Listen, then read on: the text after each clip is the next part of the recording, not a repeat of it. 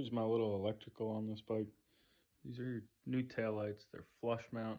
Got them off Amazon. Just use a step bit and widen out these holes here. Pop them in. No signals, so it cuts a lot of the harness down. I have no dash, no hand controls. Cuts a lot of that harness down. On this computer, you have to ground one of the wires off of the computer to kill the motor. So you can't just cut power to the computer.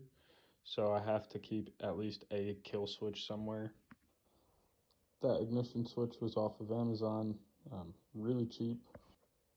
This was the company. That's where you can get it, but it's on Amazon. I have a brake light switch off of a Shadow 1100.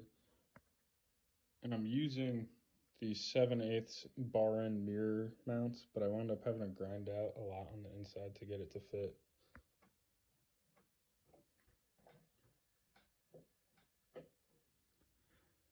Alright, so turn it on one click and you'll see a yellow light, running light. And then I have these buttons, white light, yellow light, both of them.